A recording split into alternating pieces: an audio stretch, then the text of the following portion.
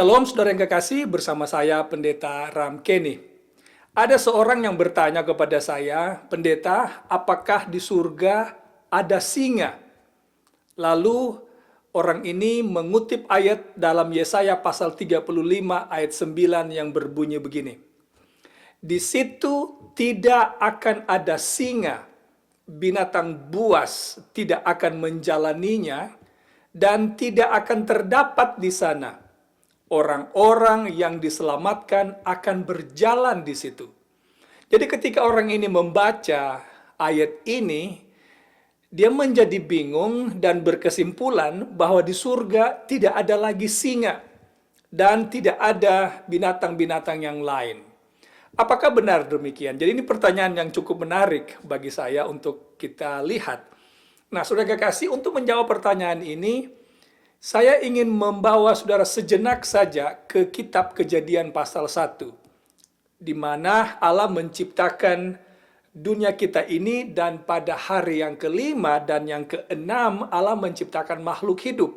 Hari kelima Allah menciptakan burung-burung di udara dan ikan-ikan di laut. Pada hari keenam Allah menciptakan binatang-binatang besar termasuk singa diantaranya, dan binatang-binatang yang ada di darat, dan manusia pada puncaknya. Lalu yang menarik, di Kejadian pasal 1 ayat 21 dan 22, justru Allah memberkati binatang-binatang ini. Mari kita baca Kejadian pasal 1 ayatnya yang ke-21 dan 22. Maka Allah menciptakan binatang-binatang laut yang besar dan segala jenis makhluk hidup yang bergerak, yang berkeriapan dalam air, dan segala jenis burung-burung yang bersayap. Allah melihat bahwa semuanya itu baik. Itu kata Allah. Lalu ayat 22. Lalu Allah memberkati semuanya itu. Firman-Nya, berkembang biaklah dan bertambah banyaklah, serta penuhilah air dalam laut, dan hendaklah burung-burung di bumi bertambah banyak. Jadi ketika Allah menciptakan binatang, Ia memberkati binatang-binatang ini. Tetapi tiba-tiba, kenapa dalam Yesaya pasal 35 ayat 9, karena pasal ini juga berbicara tentang Yerusalem yang baru. Kalau saudara baca ayat-ayat sebelumnya, di sana akan disebutkan bahwa orang yang buta melihat, orang yang timpang dapat berjalan. Ini berbicara tentang keadaan di dunia yang baru yang akan Tuhan ciptakan. Lalu ayat 9 berkata, di situ tidak akan ada singa. Oh wow, tidak akan ada singa. Nah, ketika Allah selesai menciptakan binatang, lalu dalam Kejadian pasal 3 kita dapatkan kisah tentang kejatuhan manusia dalam dosa, dan segala sesuatu berubah. Dan dampak dosa ini turut dirasakan bukan hanya oleh manusia, tetapi juga oleh binatang serta makhluk hidup yang lain, dalam hal ini pohon-pohon. Maka mulailah saat itu pohon-pohon daunnya layu, kering, dan lain sebagainya. Dan kepada binatang-binatang, efek langsung yang terjadi adalah kita dapatkan keterangan tentang binatang-binatang yang buas. Karena sebelum binatang buas ini, sebelum manusia jatuh dalam dosa, binatang buas ini tidak ada. Yang ada adalah binatang-binatang yang Allah ciptakan, yang semuanya adalah baik. Karena saudara kekasih, kalau kita lihat, makanan binatang yang original juga bukanlah daging atau bukanlah manusia, tapi juga adalah tumbuh-tumbuhan yang Tuhan ciptakan di Taman Eden. Mari kita baca makanan binatang juga Tuhan siapkan bagi mereka. Kejadian pasalnya yang pertama, kita akan lihat ayatnya yang ke-29. Berfirmanlah Allah, lihatlah aku memberikan kepadamu segala tumbuh-tumbuhan yang berbiji di seluruh bumi, dan segala pohon-pohonan yang buahnya berbiji, itulah akan menjadi makananmu. Lalu dengarkan ayat 30. Tetapi bagi segala binatang di bumi, semua binatang, dan segala burung di udara, dan segala yang merayap di bumi, yang bernyawa, kuberikan segala tumbuh-tumbuhan hijau menjadi makanannya. Jadi apa makanan binatang yang mula-mula ketika mereka diciptakan oleh Tuhan, mereka memakan tumbuh-tumbuhan. Tetapi ketika dosa masuk, semua ini berubah. Termasuk bukan hanya diet binatang, tapi diet manusia juga turut berubah. Maka kita dapatkan keterangan tentang binatang buas. Nah, binatang-binatang buas ini termasuk singa, saudara yang kasih. Di bumi kita ini telah banyak menimbulkan kesusahan kepada manusia. Karena banyak manusia yang mati terbunuh oleh binatang ini, singa secara spesifik.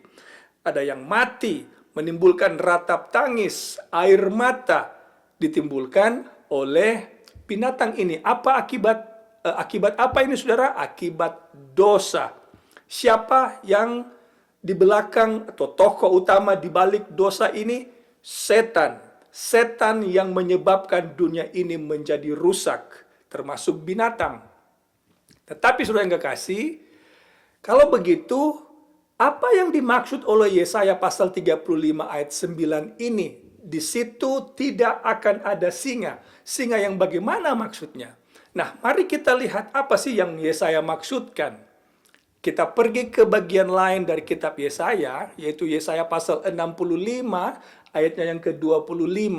Ayat itu berbunyi begini. Serigala dan domba akan bersama-sama makan rumput. Lalu dengarkan ini, saudara. Singa akan makan jerami seperti lembu dan ular. Akan hidup dari debu. Tidak ada yang akan berbuat jahat atau yang berlaku busuk di segenap gunungku yang kudus, firman Tuhan. By the way, Yesaya pasal 65 juga berbicara tentang Yerusalem yang baru atau bumi atau dunia yang baru yang akan menjadi tempat tinggal umat tebusan nanti. Nah, kalau begitu, yang mana yang benar? Yesaya 35 ayat 9 atau Yesaya 65 ayat 25? Apakah di surga akan ada singa atau tidak? Well, jawabannya ya dan tidak. Kenapa? Karena Yesaya memberikan dua jawaban ini. Ya dan tidak. Bagaimana kita mengerti ini kalau begitu, saudara yang kasih? Sederhana sekali. Di surga akan ada singa. Berdasarkan Yesaya 65 ayat 25. Akan ada singa di sana. Kalau begitu, singa yang tidak ada menurut Yesaya 35 ayat 9, singa yang mana? Yaitu singa yang kita lihat hari ini di dunia yang sudah berdosa ini, yang menyebabkan kematian, ratap tangis, dan air mata. Tidaklah mengherankan di Wahyu pasal 21, ketika Yohanes melihat bumi, dunia yang baru, bumi yang baru yang akan Tuhan ciptakan, di sana disebutkan tidak akan ada lagi ratap tangis, air mata, perkabungan, kematian. Tidak akan ada lagi di sana. Karena tidak akan ada binatang yang buas. Tapi apa ada binatang buas? Buas artinya seperti serigala, singa, harimau, beruang, buaya, dan binatang-binatang buas yang lainnya akan ada. Tetapi yang tidak ada adalah sifat mereka yang buas, yang ganas, yang suka memangsa binatang, memangsa manusia. Ini semua tidak akan ada. Mengapa? Karena Wahyu 21 menyebutkan Allah akan menciptakan segala sesuatu baru. Apa itu yang baru? Termasuk binatang.